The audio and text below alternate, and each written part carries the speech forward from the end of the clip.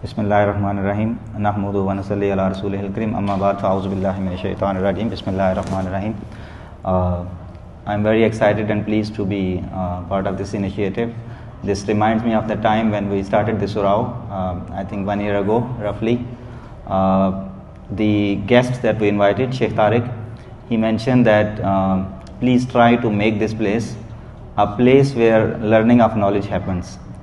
And I think over past year, we are very blessed to have a community in Surau that values knowledge, that values activities which are very healthy and great for increasing our iman.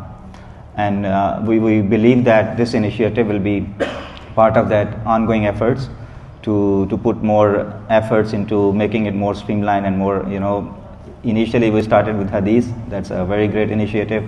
Then let's see, now we move out a bit into different arenas that touch our practical life, not purely from, I would say, theological point of view, but they have a very big impact on how we behave in our day-to-day life.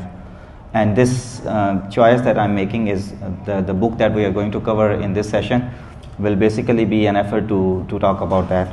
So I have set a timer for 10 minutes because we promised that it will be 10 minutes. I'll hope that we finish within 10 minutes, not before, not after.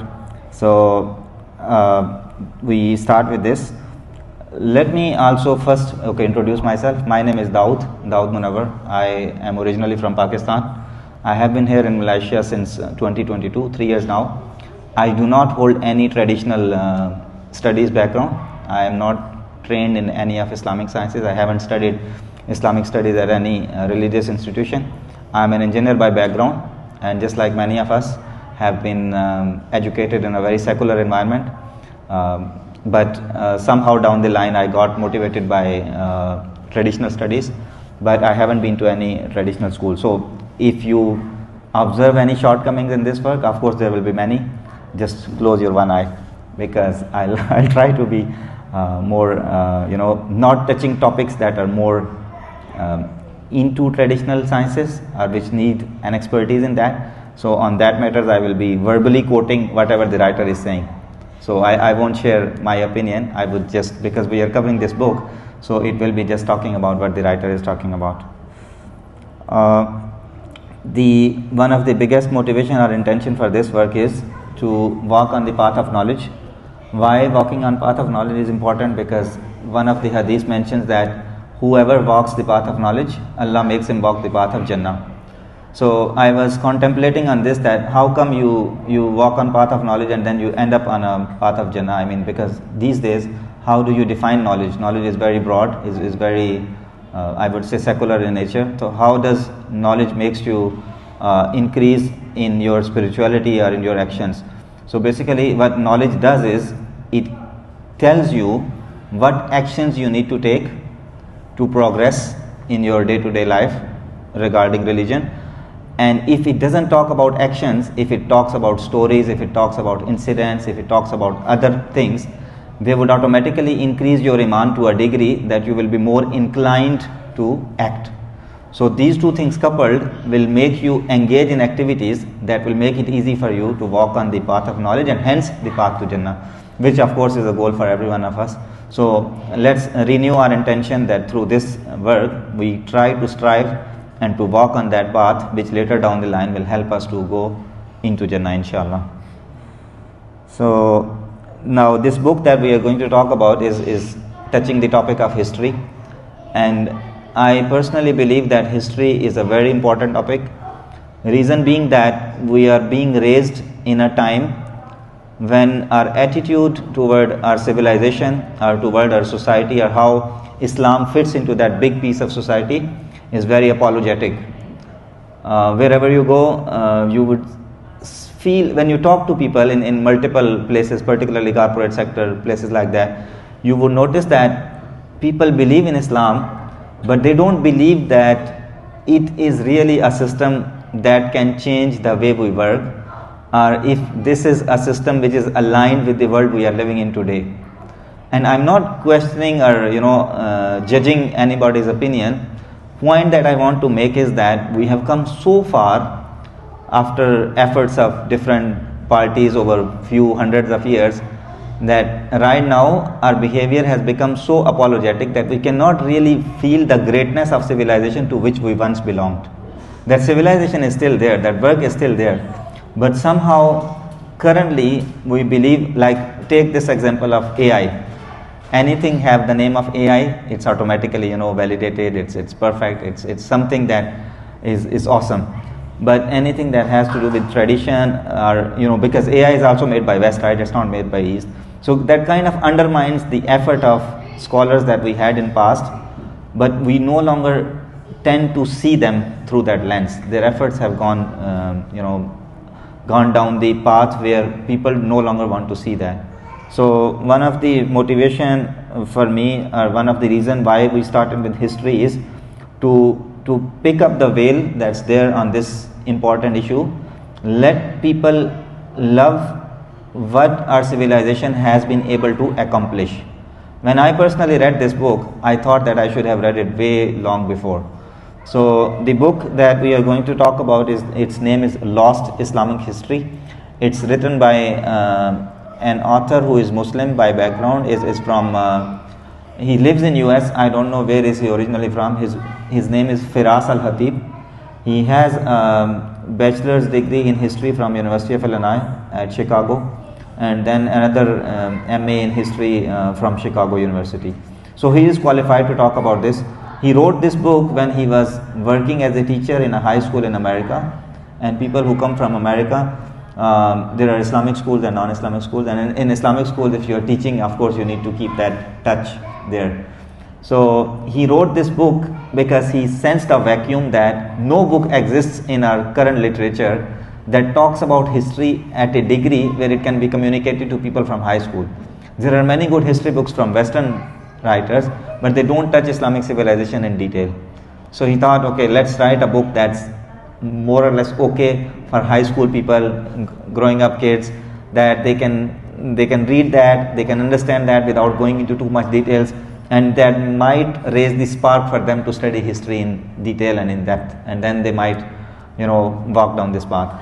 So this is the brief intro of book. I won't talk about what eras it covers, because down the line we will cover it in detail, but just to mention that it's a very small, very comprehensive and to the point book that walks through history of Islamic civilization from the onset of Islam in roughly 600s all the way till current the nation states that we see now, and all this, like you can say maybe 20th century or 21st century.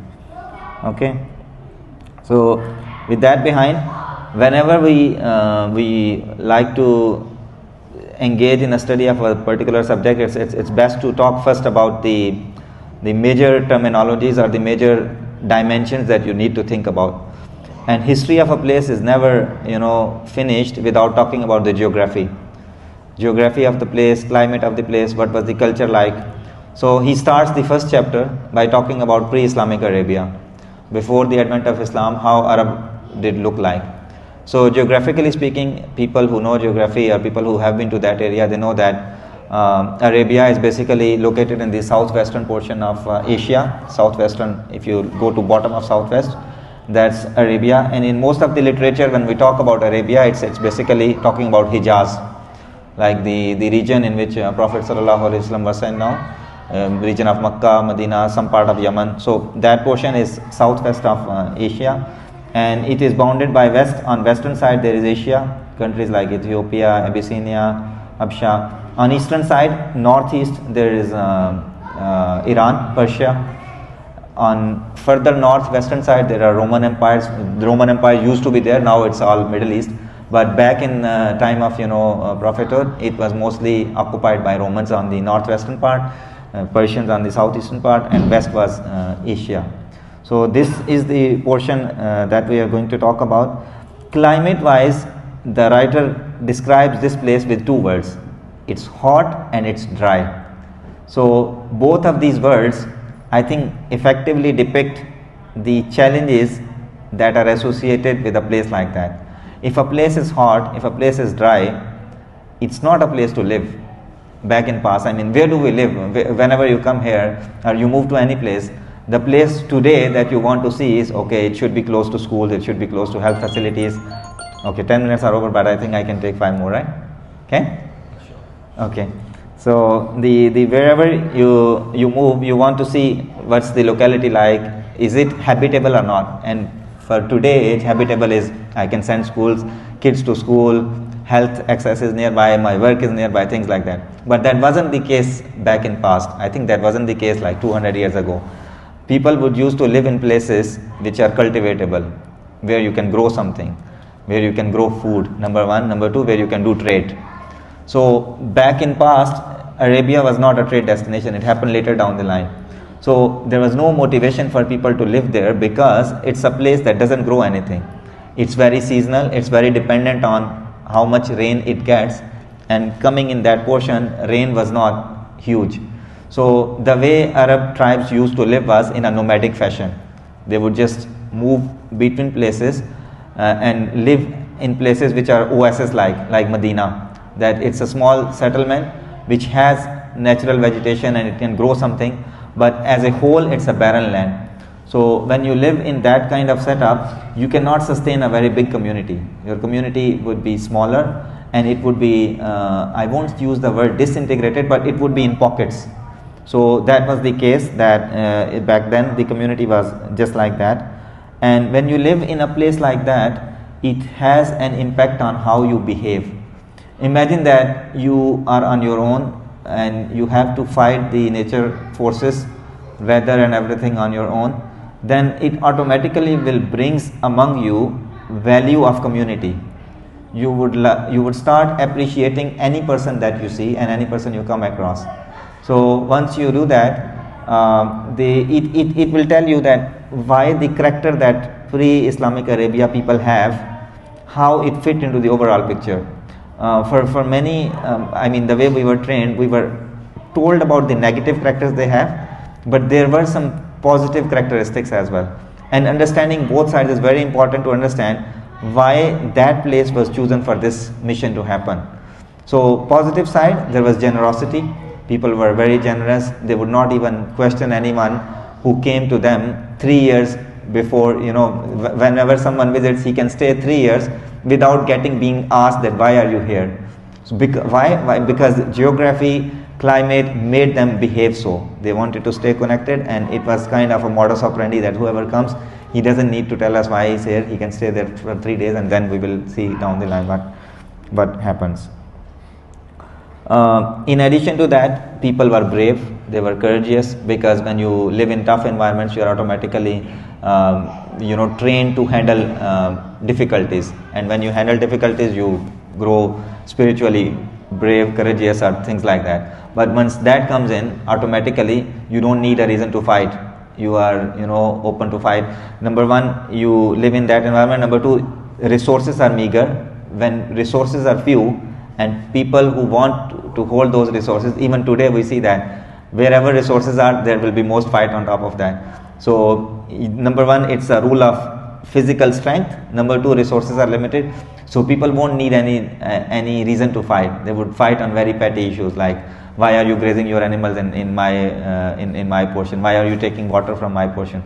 So that's why the tribal wars that we will study down the line, part of the reason of that was because they were brought up in a culture where it was very easy for people to fight over these things.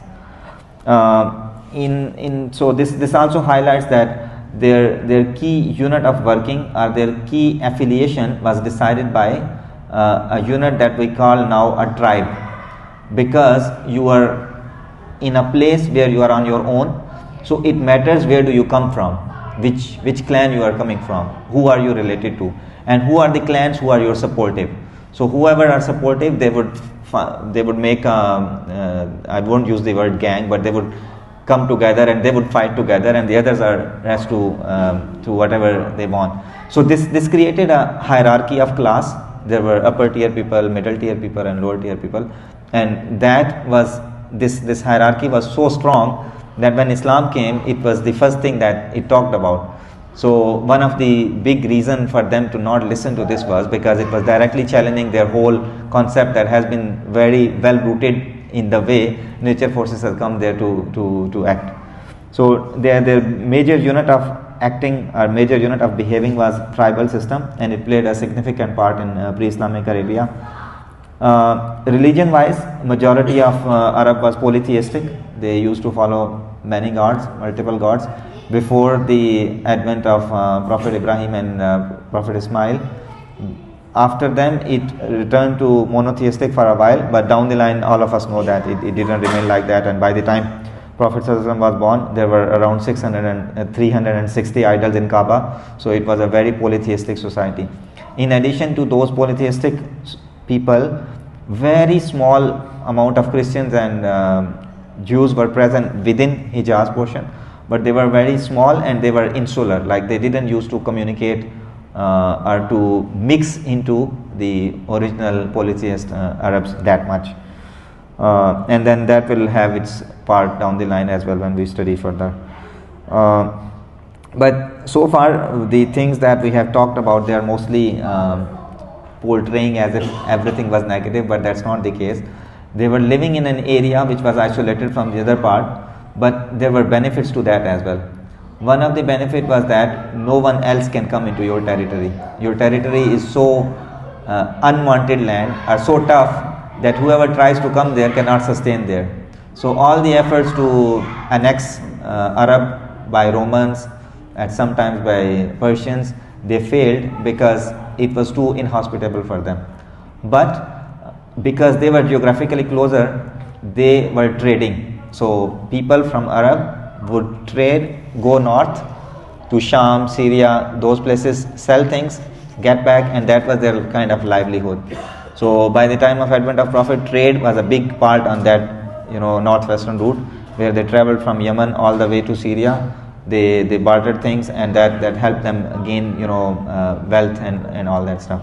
Another positive benefit of dealing with communities which are on your east and west, and they are powerful cultures, powerful empires, was that you start to learn how to navigate situation politically without getting into trouble yourself. And another important element with which I will close today is the most critical part is, whenever you live in any society, culturally you need some form of art. Like even today, that's one of the most difficult topic to grasp for people from religious inclinations, that art is very vital to everything that we do. But if you are living in pre-Islamic Arabia, you do not have time to do art. Okay, so how do you bring art in that society? It happened through language. They became so expert in language, and through language in the art of expression of poetry, that even today there is no comparison to Arabic language as a medium of exchanging intellectual thoughts. So their poetry was top notch. It was an oral tradition. People used to memorize thousands and thousands of lines without having any issue at all. That's how Quran was preserved for like 200 years. Just by oral tradition, people knew word by word what they are talking about. The best poets of the time, they were rewarded by writing down their poems and hanging it on the wall of Kaaba. The another meaning of that is, they were so immersed in the hearts of people that they were very important. If you hang it on the wall of Kaaba and it's in your heart, it's something that had immense value. So the expression of art in Arabia was language, and this language had a very critical impact in how Islam grew as well. So because it was a pure language and all that stuff that we will talk about later. So this was not a brief, but I tried to be brief, but I couldn't do that. I just highlight one setting stage for this, which is the last paragraph of this book, where we need to see this whole story through that lens. Okay, so I will read it word by word so that we can be quick. So the author says that in the increasingly globalized world of the early 600s, the Arabs were aware of their neighbors that I talked about. They were Persians, they were Romans, they were Africans, and became affected by events outside the Arabian Peninsula. Being at a crossroads of three powerful states meant being aware of international politics, as we discussed, and having the skill to use rivalries to their advantage. I won't go into detail, but there are very interesting examples of like when Abraham attacked Makkah, what was the motivation behind that. So this kind of refers to part of that, struggle, that why people would want to attack the holy place or things like that. Yet, despite their precarious location, the Arabs were safe in the depths of the desert. They called their peninsula Jazirat al-Arab, meaning the island of the Arabs, due to how isolated its inhabitants were. This isolation proved to be greatly beneficial. The harsh environment meant that none of the surrounding states could invade and occupy Arab lands. The Arabs' traditional cycle of wandering and their way of life was mostly unaffected by religious politics and wars. In this protected environment, a movement would rise in the early 600s that would have huge implications for the surrounding states and eventually the entire world. It would change the destiny of the Arabs forever, building on and using their unique abilities, which I touched upon, like their ability of knowledge, of language, to express language, and other things that we talked about, and doing away with the negative cultural traits that kept them as warring nomads. Like we talked about hierarchy, how society was so hierarchical. There's a negative part. Positive part is that language is there that can help them. So geography, climate, culture and politics together all led to the perfect environment in which Islam could rise to become a world power, faster than any other movement, religion or empire in world history. And that is one of the biggest facts of this time, that it was one of the fastest growing religion at that time, a movement at that time. And many people tend to confuse it with other things, but we need to look at it at a bigger perspective, that what are the motivators of that happening over time. It would sweep out of the deserts of Arabia into the battered Roman and Persian empires, conquering territories and assimilating diverse peoples, creating an empire that stretched from Spain to India by the early 700s, the world's largest at the time. This exponential growth in power and civilization would have been unfathomable to the Arabs of the early 600s who were struggling to survive. Yet, all it took was the arrival of a man who came with a revolutionary message and a promise to the Arabs of new destiny, one beyond the sands of Arabia, Muhammad sallallahu alaihi wasallam. So down the line we will go through the steps. Next time we will talk about the life of Prophet sallallahu alaihi wasallam, key events, and then we will move to Khulafai Rashidin, then we will talk about Umayyads, then Abbasids, then the modern Ottomans, and then we will wrap it up. So with that, thank you so much. Assalamu alaikum wa rahmatullahi wa barakatuh.